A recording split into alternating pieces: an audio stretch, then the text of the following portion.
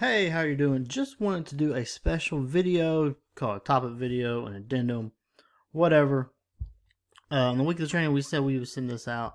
Just a special video on, since we had last week an NFL game, you had a team kick the ball, punt the ball twice during a punt. So we got a lot of questions. Is this legal in high school?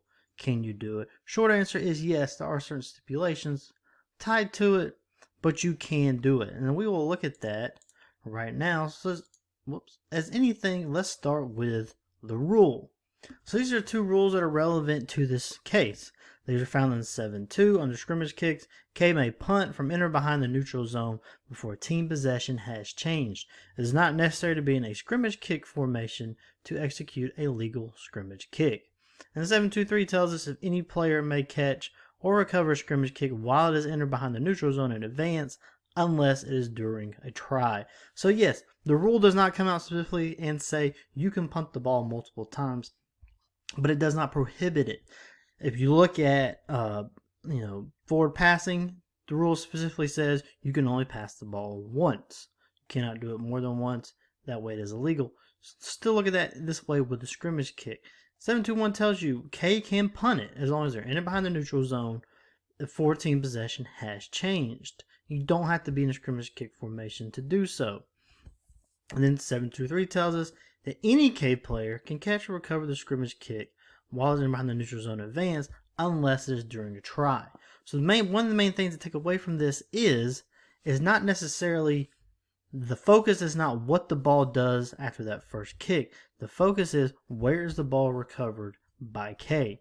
As long as it's entered behind the neutral zone, then K can still advance. Same situation where if you have the ball go, say the kick actually goes beyond the neutral zone, it bounces, hit the ground, bounces back behind the neutral zone, K can still pick that up and advance it. That is in the case book.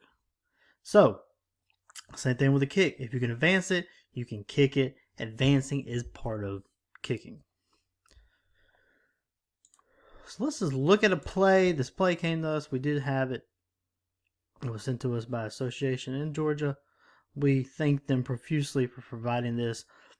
There's a lot of stuff going on in this play. I know it's in the double kick video, but there's a couple other things we want to look at while we are dissecting this play.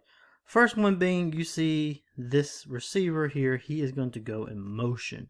And he never really stops. He stays in motion. You see he goes in motion again. He keeps doing that. So he is still in motion. He never gets set. And then the line is going to shift down like that. So a couple of things to look at right here. Since that line shifts down and that receiver is still in motion, this is an illegal shift. A couple of things to point out. With the line shifting like that, I'm going to do it again.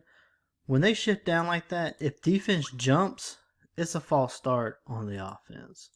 It doesn't matter if they've been doing it all game or not.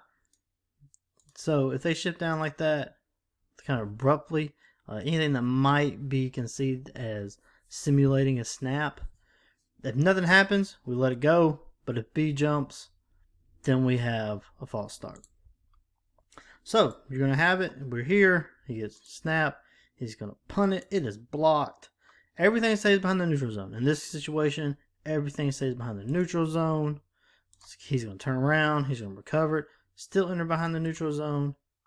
Then he's going to kick it again. All of this is legal. And I think we had a flag for running into the kicker, which is another it's another thing we need to look at too. His kicker protection does not end with that first kick. If he picks it up, if he starts to run, looks like he's going to be a runner, well, then he's a runner. But once he establishes himself as a kicker, which he does right here, he establishes himself as a kicker, gets the kickoff, then the normal roughing or running into the kicker rules apply. Just because he kicked it once does not mean everything is off the table. But again, like I said, if he picks it up and then starts running toward the sideline and he just gets shellacked, well, that's on him because he could have been perceived as a runner. So this is a crew of 6. This is pretty decent punt mechanics for a crew of 6. Just to look at scrimmage mechanics first. Remember in Georgia, crew of 6, our field judge is on the field of play a little bit, maybe about 9 yards wide of the receiver. But once that ball is kicked, or not once it's kicked, once it is received and the runner starts returning, then we want to make our way toward the sideline. as much as we can. Here you see the field judge does a good job of working his way back to the sideline. The only thing I would say is maybe a little bit further back, a little too close to the action here. But he does a good job of making his way to the sideline. Another thing too, in a crew of 6, side judge, and again, I would stay off the field. Wider is better. I know everything's moving that direction, so I would stay off the field. But one thing to look at on this, we do have some action right here at 10, and this will be the side judge seeing that action. Whether or not he would rule that it definitely meets a couple of the criteria for blindside block. There's no open hands, doesn't see it coming, which isn't forceful contact, really a judgment call, but that would be the side judge making a ruling on that. So we want the side judge kind of picking up that back. This field judge, he's got a threat on the runner, so his attention is going to be on the runner. We want the side judge coming in on this backside action.